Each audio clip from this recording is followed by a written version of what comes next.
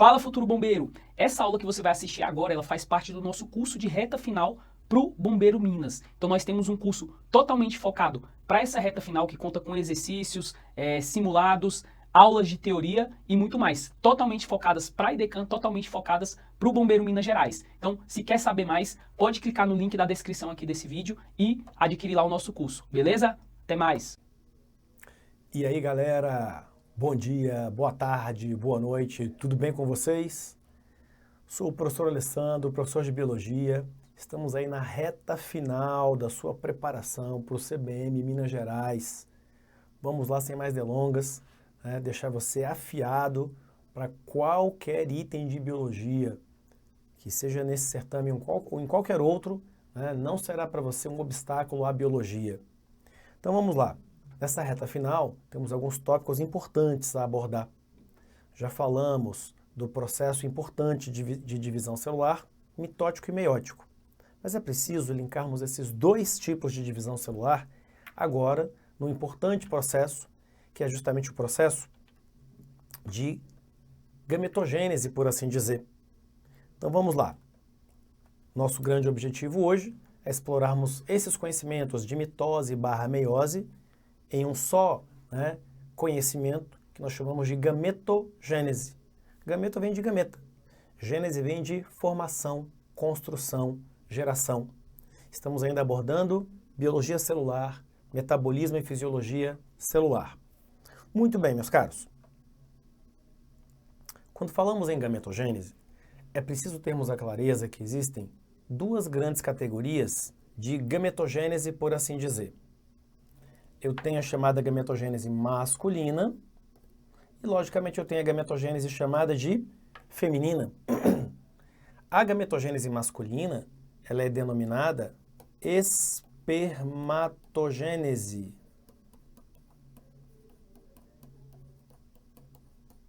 Já a gametogênese feminina tem diferentes nomes. O nome mais comum, ovulogênese. Vamos corrigir aqui. Então, nós temos a ovulogênese como nome mais comum. Há um segundo nome possível, ovogênese. E há um terceiro nome, não tão comum assim, que é a chamada oogênese.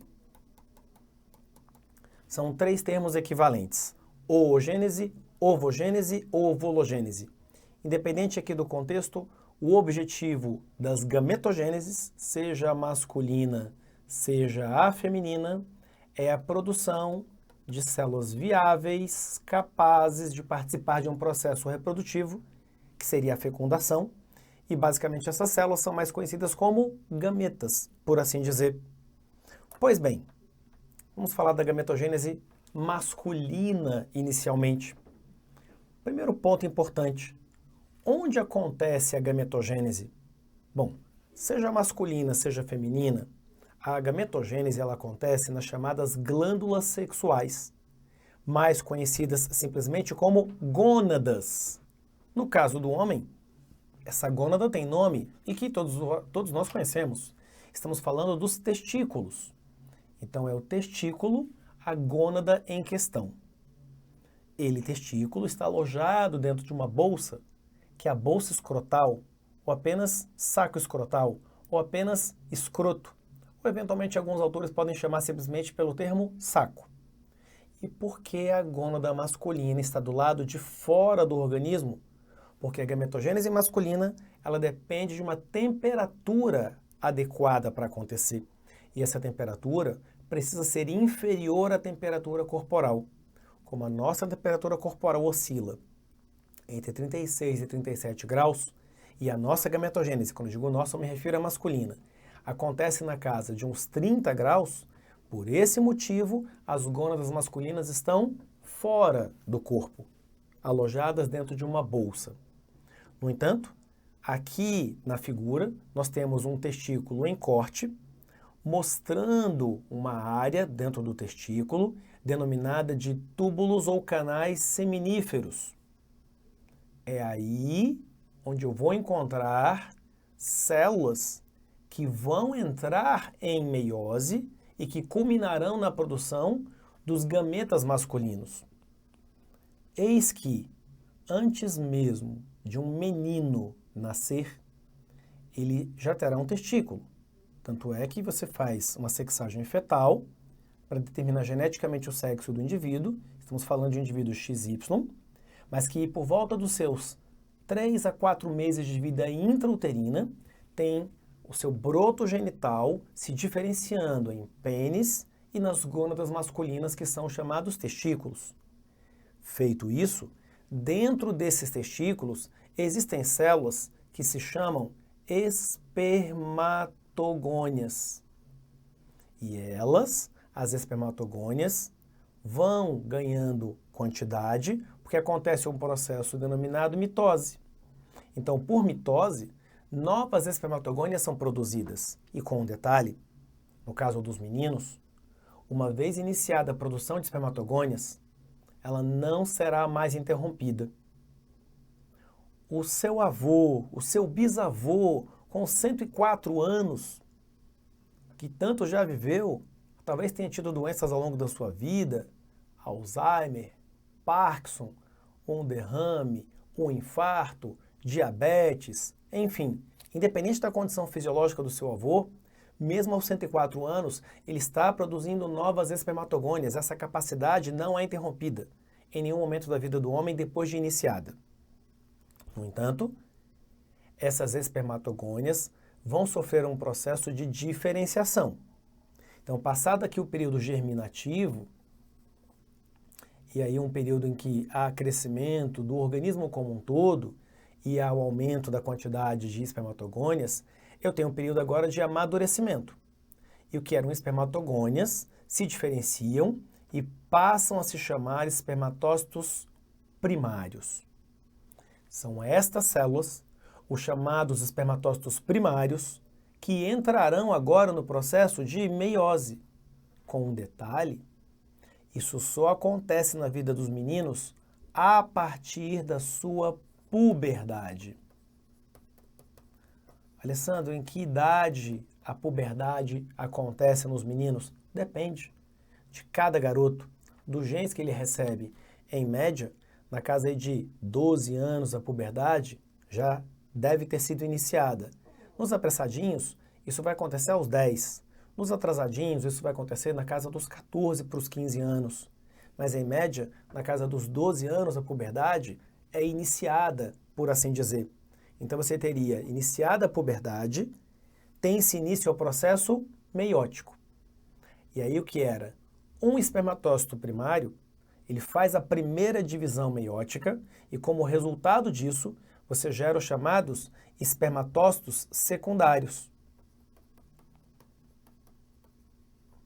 Então, você teria espermatócito primário gerando espermatócito secundário.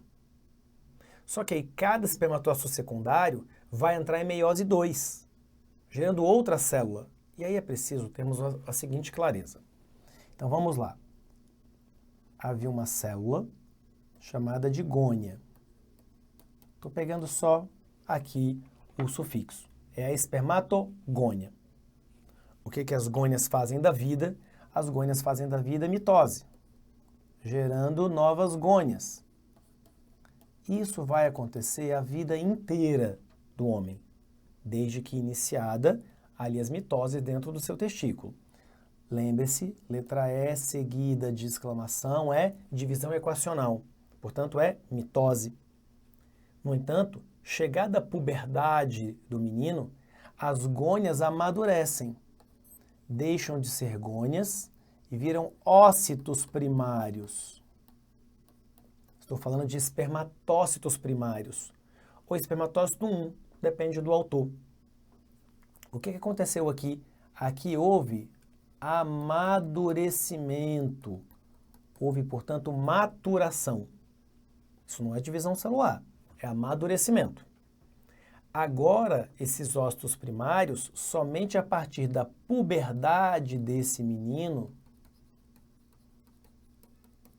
entram em divisão meiótica e acontece a meiose 1. Como resultado da meiose 1, O que eram ócitos primários originam agora ócitos secundários. Isso foi a meiose 1. É evidente que existe a meiose 2. E como resultado da meiose 2, nós chegamos ao final da gametogênese masculina, produzindo as chamadas espermátides.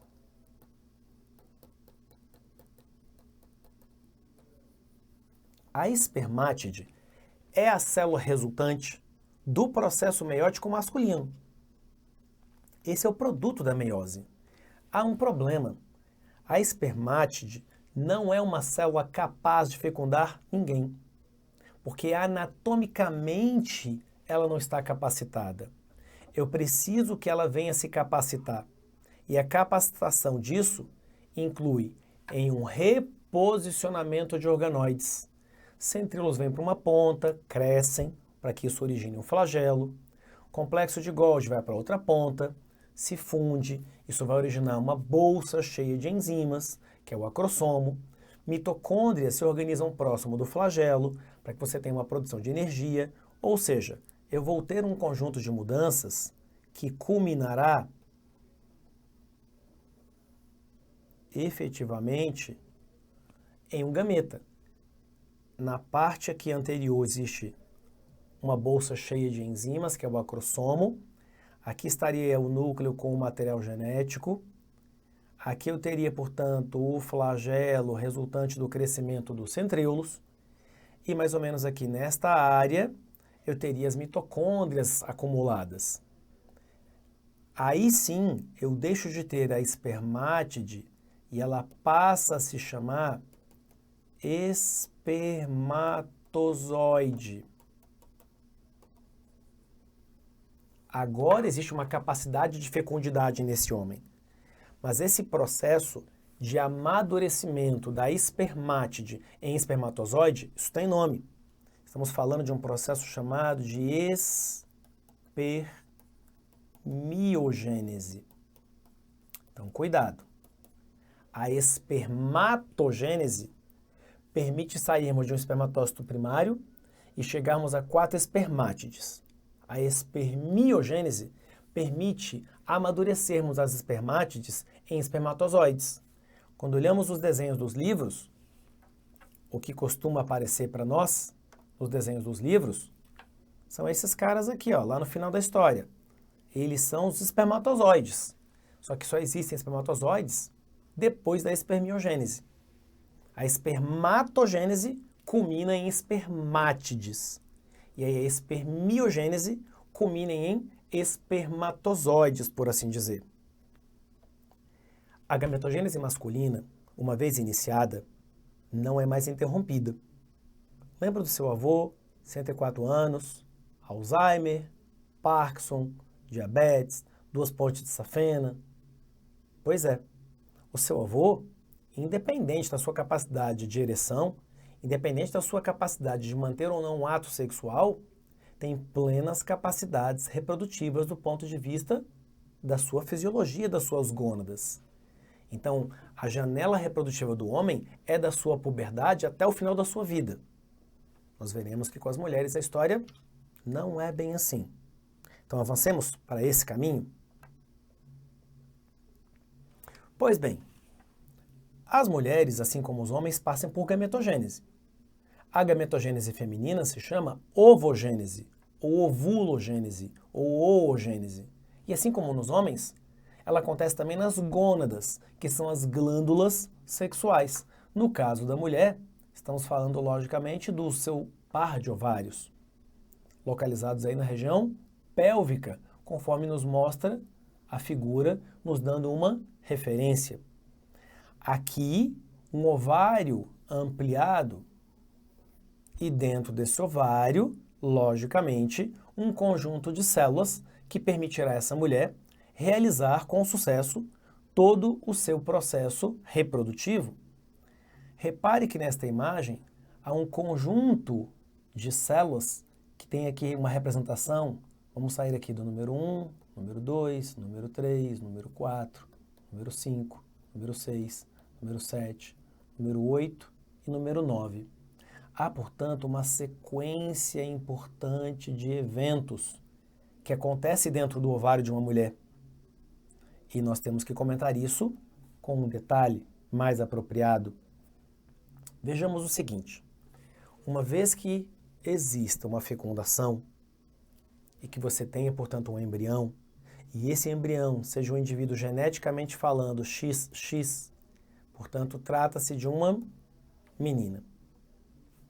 A partir do 3º para o 4º mês de vida, o chamado broto genital acaba por se diferenciar em gônadas femininas, ovário, grandes e pequenos lábios, clitóris e canal vaginal. Acontece, portanto, a organogênese, que culmina na diferenciação sexual, né, do corpo de uma mulher.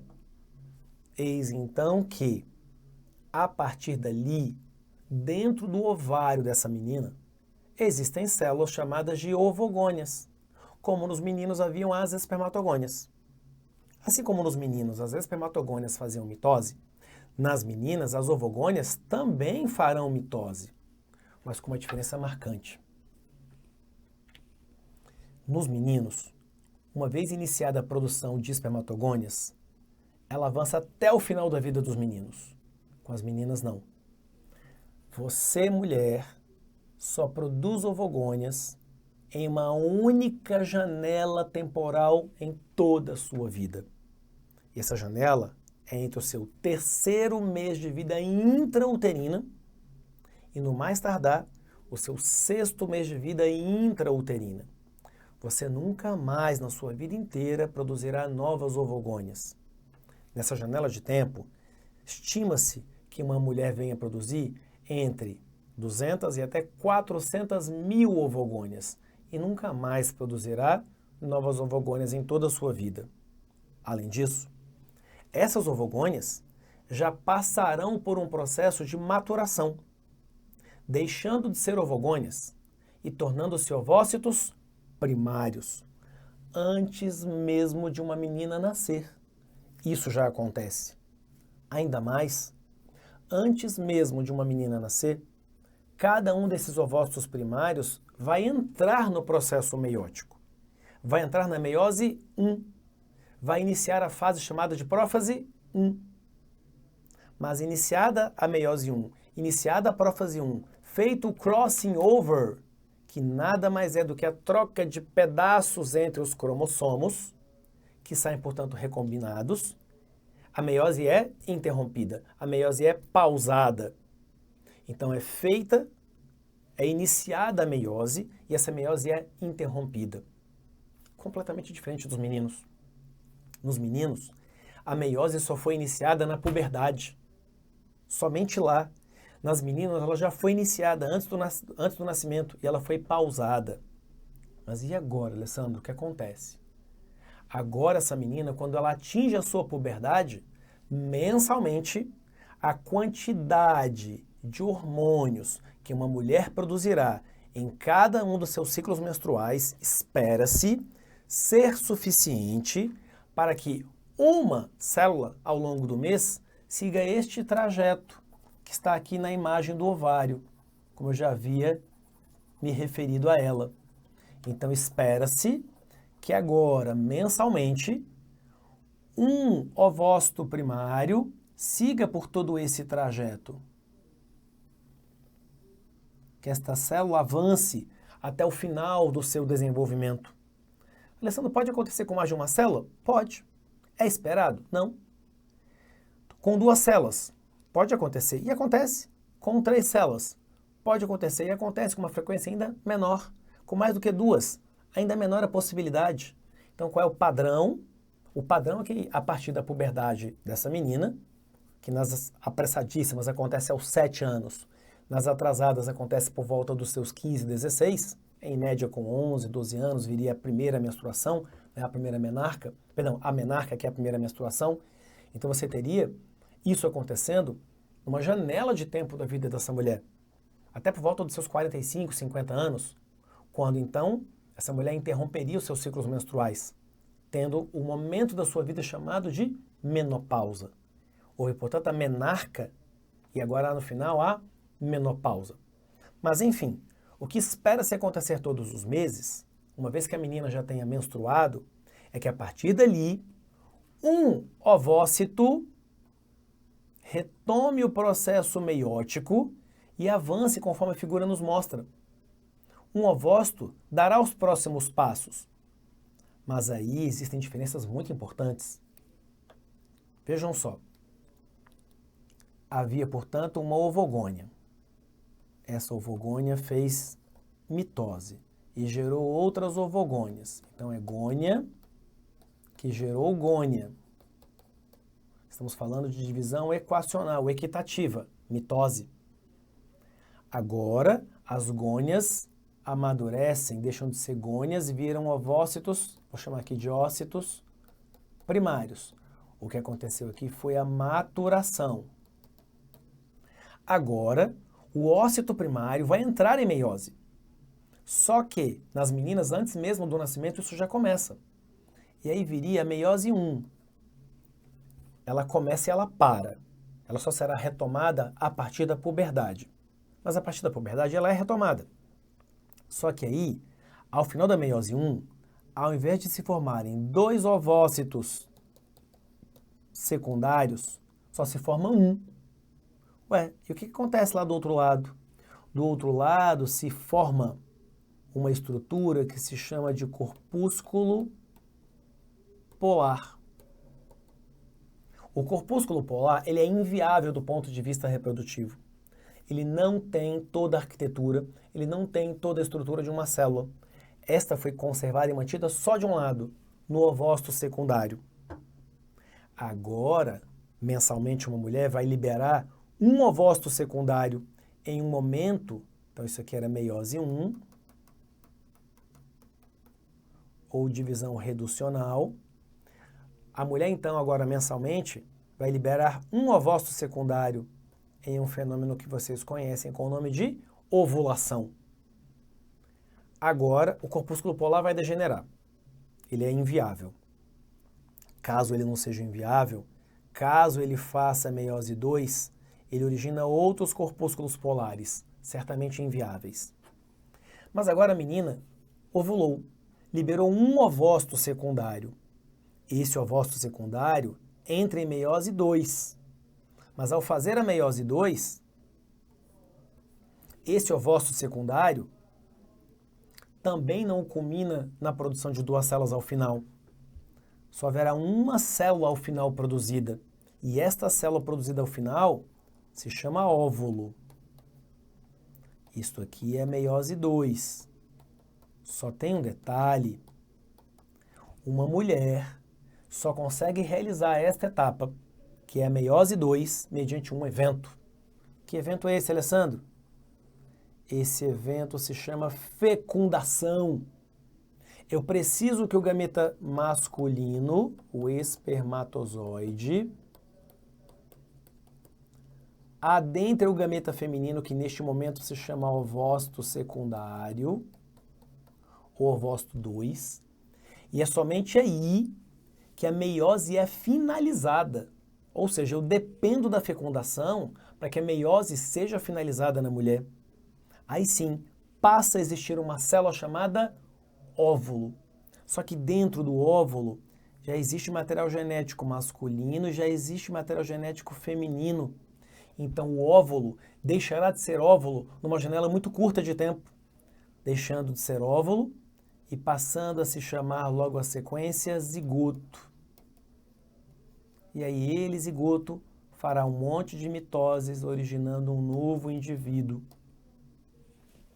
Então, quando uma mulher realiza a sua gametogênese, nós temos um contexto diferente do que acontece no homem. Eu saio de um ovócito secundário, eu só vou produzir, eu saio de um ovócito primário e eu só chegarei a um único ovócito secundário. O único ovócito secundário avança, gerando um único óvulo. Isso só acontece, tá aqui, ó, meiose 2, só se completa se ocorrer fecundação. O restante que se forma são os glóbulos ou corpúsculos polares, todos eles inviáveis. E aí você perguntaria, olha, Sandra, mas por que a mulher então passa por isso? Pense em algo simples. Imagine que todas as vezes uma mulher tivesse na sua ovulação 4 células liberadas. Todas as gravidezes seriam de quádruplos? Isso vai aumentar a chance de sucesso reprodutivo ou vai diminuir? Menos espaço, menos nutrientes, um parto mais difícil? Não é a melhor arquitetura. Como é que você maximiza as chances? O indivíduo. Espaço único para ele, nutrição exclusiva para ele. Então, na gametogênese masculina, nós saímos de uma célula e chegamos a 4 ao final. Na gametogênese feminina, nós saímos de uma célula e chegamos a uma célula ao final do processo. Olhando isso num esquema, aqui nós temos aliás, perdão que a tela não está compartilhada, vamos aqui compartilhá-la com vocês, agora sim. Aqui nós temos um esquema de gametogênese, nos mostrando à esquerda a espermatogênese, passando pelo período de multiplicação, passando pelo período de crescimento, passando pelo período de maturação e passando pela espermiogênese que eu já havia citado. Então a gente sai de uma célula e chega a 4 células ao final, os espermatozoides. Nós saímos de uma célula com 46 cromossomos e produzimos 4 células com 23 cromossomos cada. Já na gametogênese feminina, ovogênese, ovulogênese ou oogênese, eu também passo pelo período de multiplicação, pelo período de crescimento, pelo período de maturação.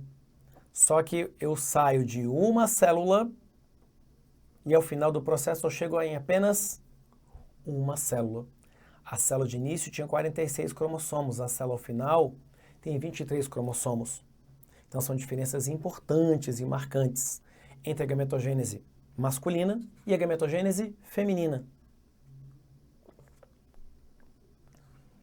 Pois bem, aqui, portanto, estão unidos os conhecimentos que tratam tanto de mitose quanto de meiose, que são fundamentais para, somados, nos permitirem conhecer com clareza o processo de gametogênese masculina e feminina, que acontecem exclusivamente nas gônadas.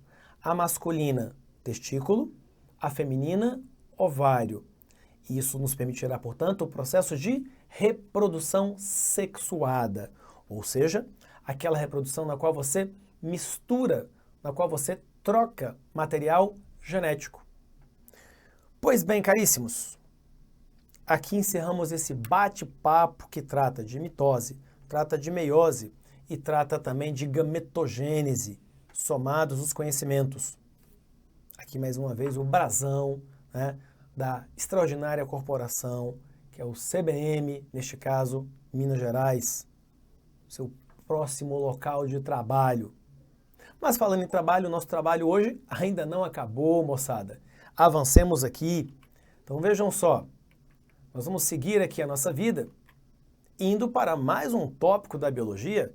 Vamos fazer valer o nosso tempo nessa reta final. Falamos de gametogênese, mas hoje não tem só isso não. Hoje temos um pouco mais. Hoje o professor Alessandro traz para você um pouco mais de conhecimento biológico. Vamos especificamente agora tratar, né, de um outro parâmetro importante da biologia. Esse outro parâmetro importante que nós vamos tratar é justamente, né, dentro de conhecimentos biológicos, vamos falar sobre fisiologia. A fisiologia é um conteúdo importantíssimo, moçada. Vale lembrar que no edital, a parte de corpo humano, que portanto a parte de fisiologia, é uma parte muito abrangente. E é evidente que você, muito em breve, né, que ingressará na corporação, precisa conhecer a fisiologia, a anatomia do corpo humano. Então comecemos isso pelo estudo aí de um dos sistemas previstos nesse edital, que é justamente o sistema excretor. Alguns autores vão nomeá-lo como sistema urinário. Eu vou usar o termo clássico, que é sistema excretor. Pois bem, avancemos para ele.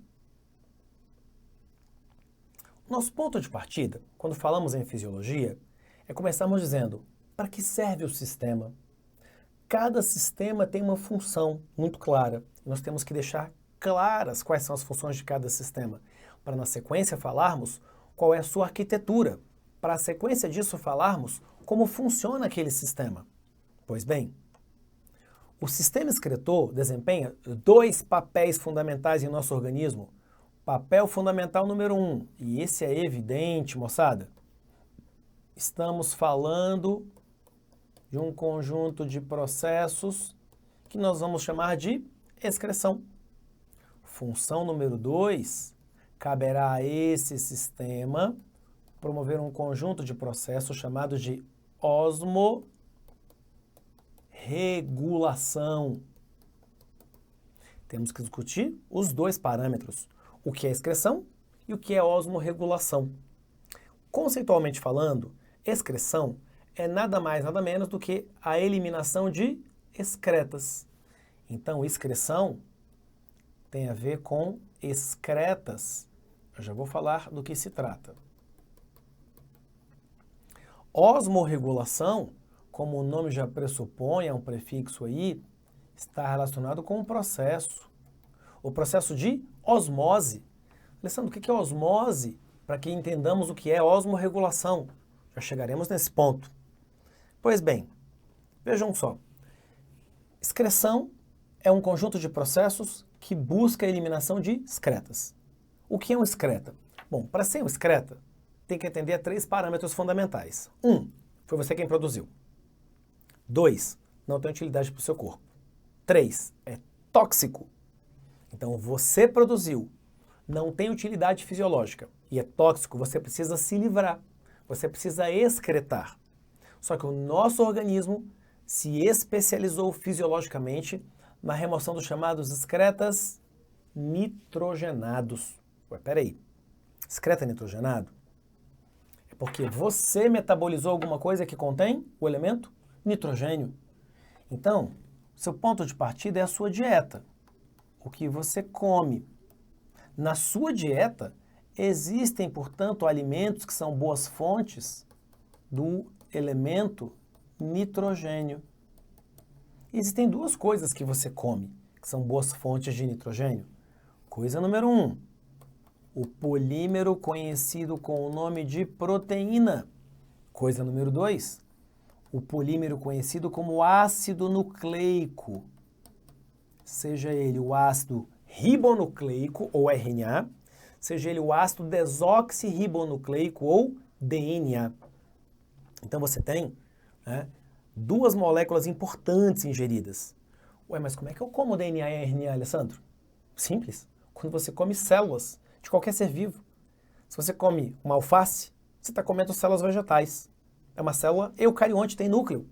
Se você come um pedaço qualquer de qualquer tipo de carne, suína, bovina, caprina, de uma ave, de um peixe, você está comendo células animais. Se você está comendo um cogumelo, você está comendo um fungo, não é nem animal, nem vegetal. Então, quando nós ingerimos células de quaisquer outros seres vivos, nós estamos ingerindo material genético desses seres vivos.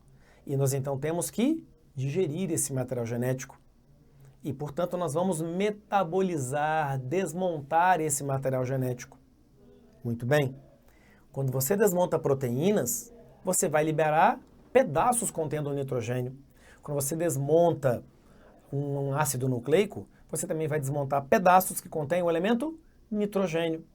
Daí, a metabolização desse tipo de biomolécula vai gerar os chamados resíduos nitrogenados, que nós aqui vamos tratá-los simplesmente como excretas nitrogenados.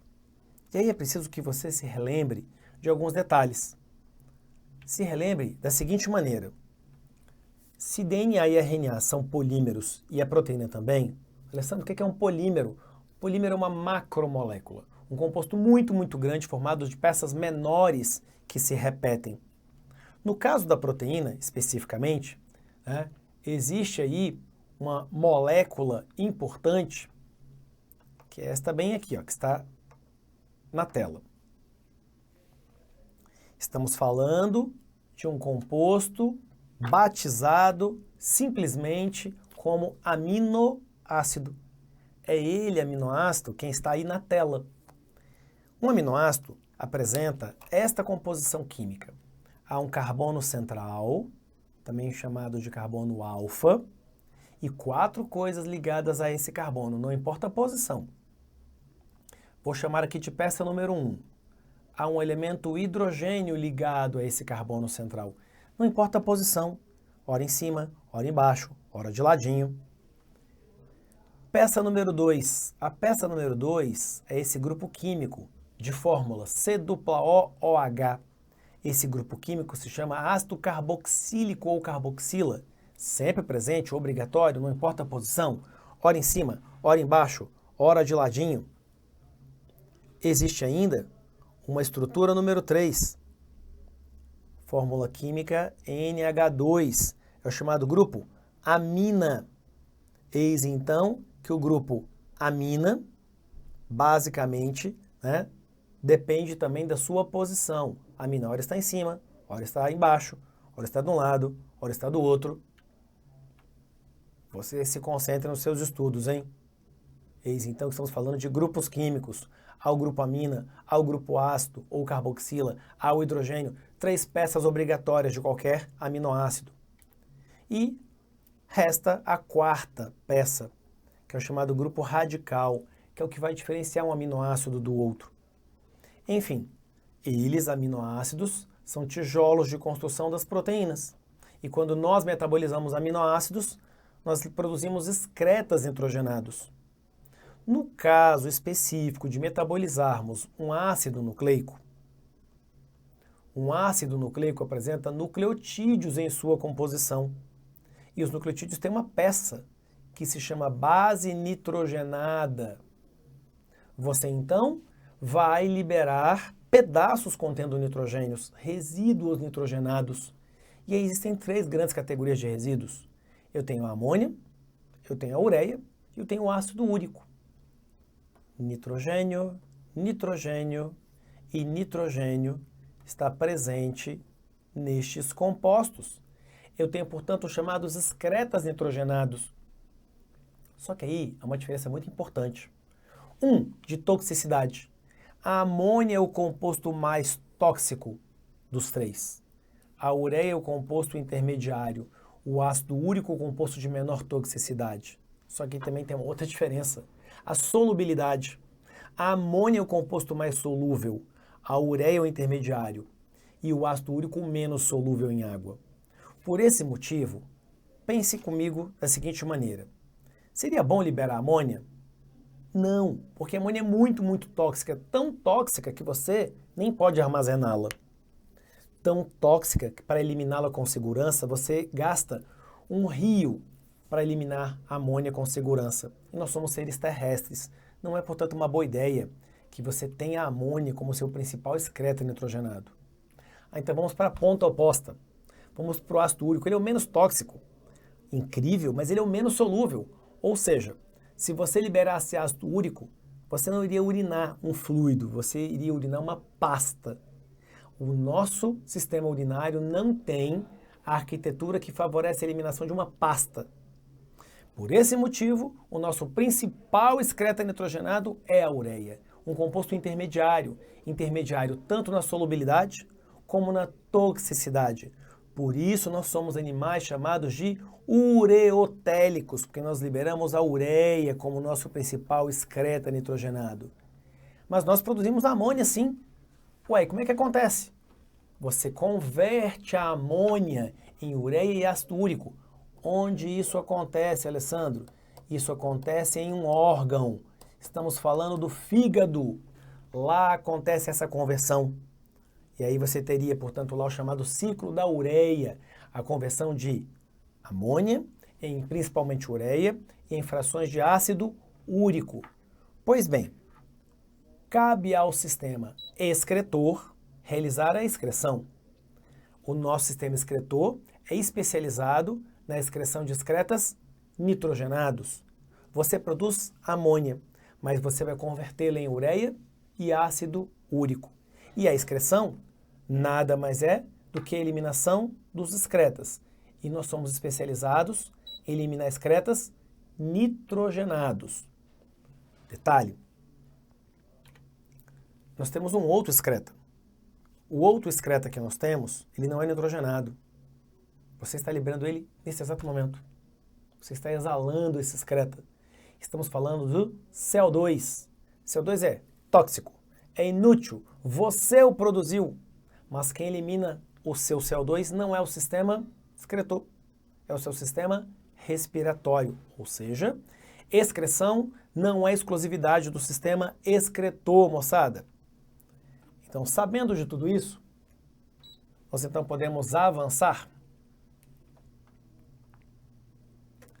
falando do sistema excretor humano. Então, vejam só, o sistema excretor humano é um conjunto de estruturas especializadas em realizarmos aí, né, a excreção humana. Na tela nós temos um par de unidades filtrantes. Estão aí os rins. Ligado a cada rim nós temos um duto. Estão aí os ureteres. Os ureteres desembocam seu fluido num reservatório. Esse reservatório é justamente a nossa bexiga. E permitindo a eliminação disso para o meio externo, você tem um duto, a chamada uretra. Esta é a arquitetura do sistema urinário humano. Um par de rins, um par de canais, uma bolsa e um canal para eliminação. Eu diria que é uma anatomia muito, muito simples, mas que, logicamente, precisa ser conhecida. No entanto, o que realmente mais me interessa é a fisiologia renal, é como funciona um rim internamente. Então, isso nos leva a conhecer um rim internamente. A imagem nos mostra um rim em corte. E neste rim em corte, nós temos algumas coisas importantes a serem apontadas.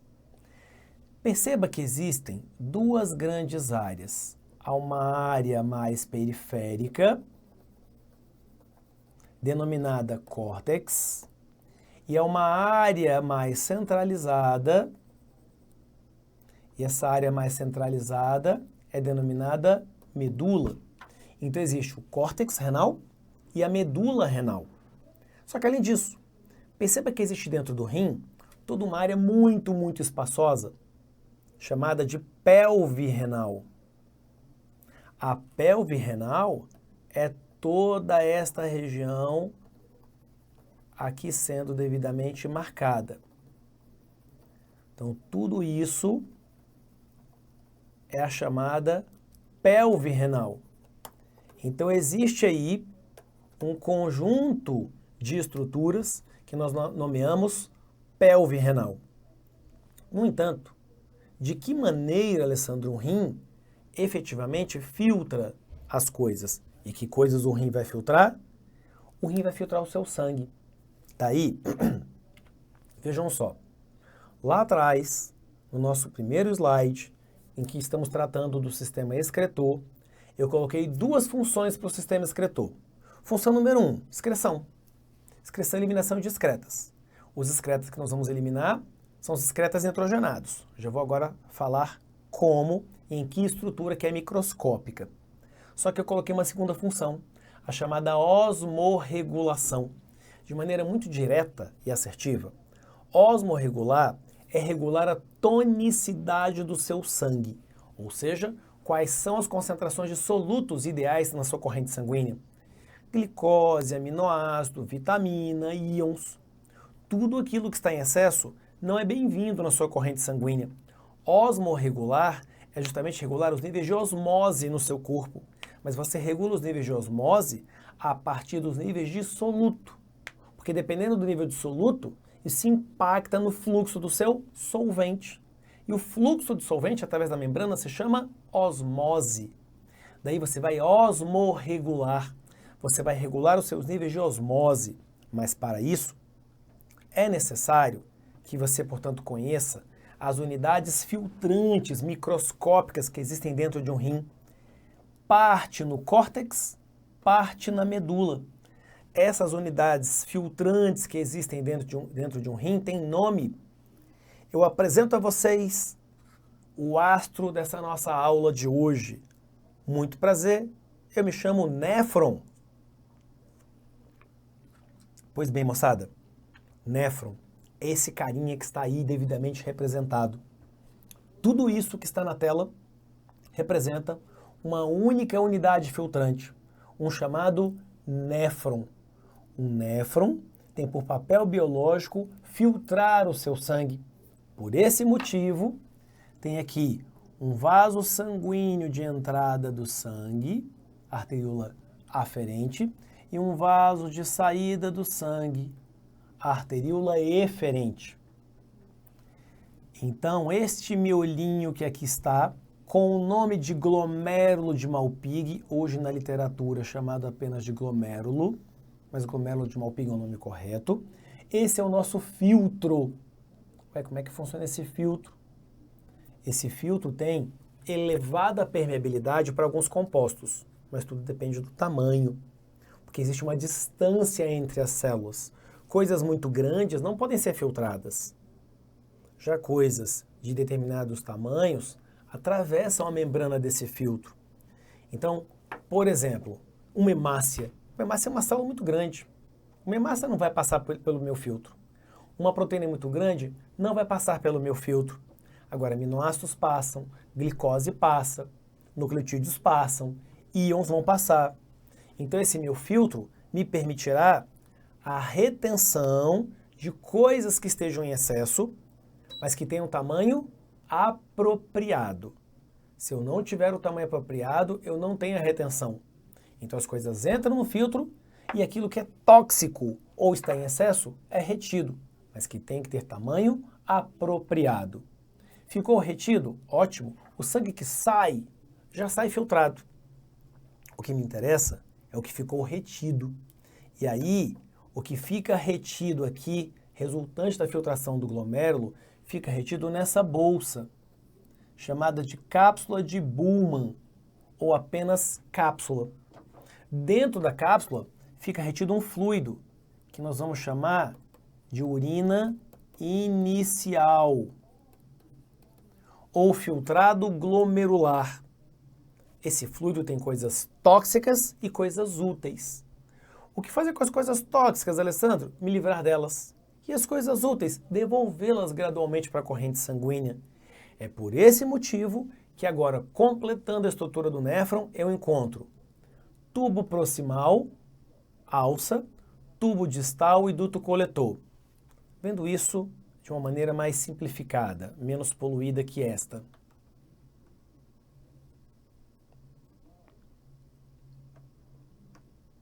A imagem na tela nos mostra exatamente um glomérulo, visto mais de perto. Eis então que esse aqui seria o meu glomérulo visto de perto. O que é o glomérulo? É um grande enovelamento de vasos capilares. O sangue entra por aqui, passa pelos glomérulos e o sangue sai por aqui. O que eu espero que aconteça é justamente aqui, né, uma retenção de tudo aquilo que é tóxico ou de tudo aquilo que está em excesso. E aí, basicamente, o que vai me interessar vai ser o seguinte. Vamos limpar aqui a tela para que possamos trabalhar nela.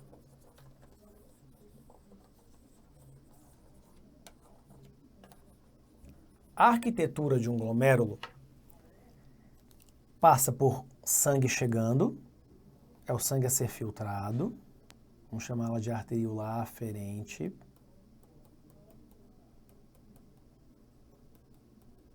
Essa arteríola se ramifica, isso origina um grande enovelamento de vasos capilares.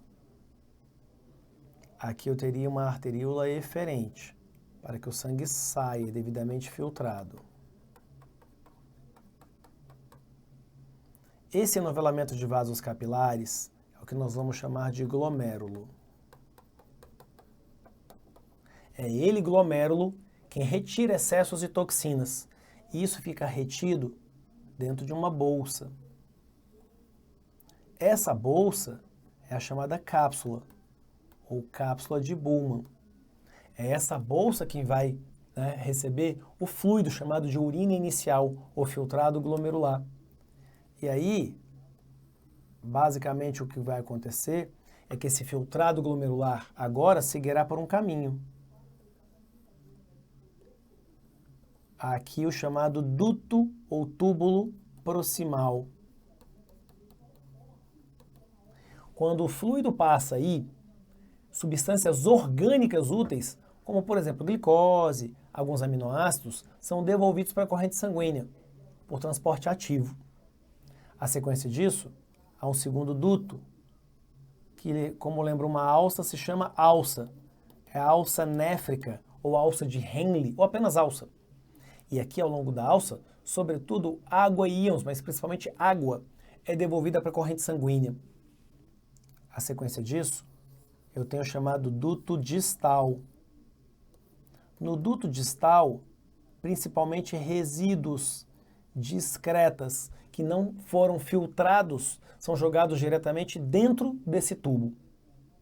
De modo que agora, o que chega aqui nesse meu último duto, que é o chamado duto coletor, é a chamada urina final.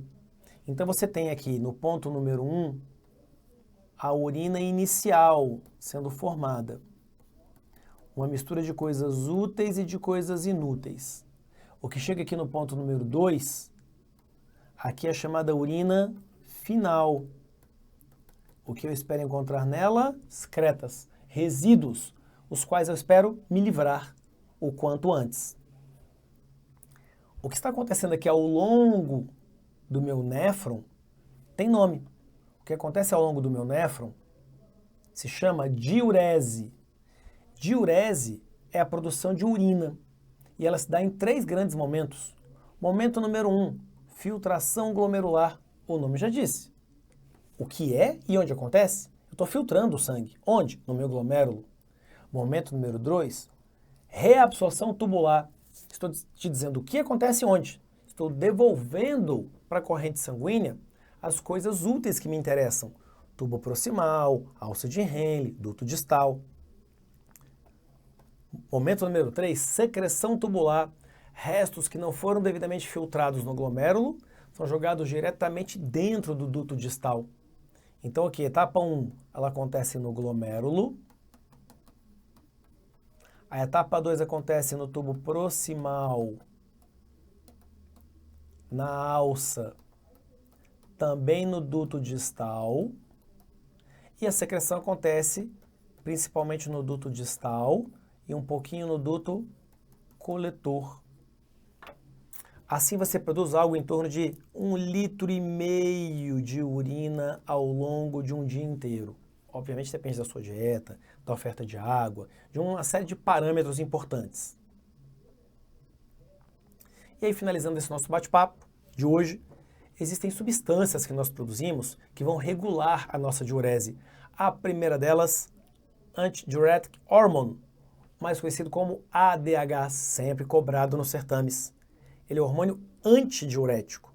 Sempre que você tem uma baixa hídrica no seu organismo, você vai liberar esse hormônio. Ele aumenta a sua taxa de reabsorção de água, para que você tenha menos água na sua urina. Por isso que ele é antidiurético. Mas isso, logicamente, vai causar uma mudança, né, na sua pressão arterial. Porque eu estou jogando um hormônio no seu corpo que faz com que você jogue mais água no seu sangue. Aumenta o volume de sangue, mas são os mesmos vasos sanguíneos. Daí você tem um aumento de pressão arterial. Aqui é só a fórmula do ADH, fórmula estrutural.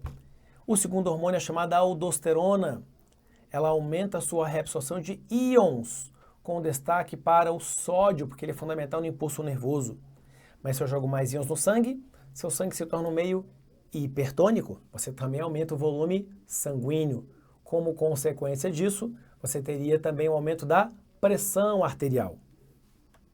E o nosso último hormônio seria o FNA, o fator natriurético atrial. Esse hormônio ele vai aumentar a sua taxa de filtração. Como consequência, você aumenta a taxa de urina produzida, mas reduz a sua pressão arterial. Pois bem, meus caros,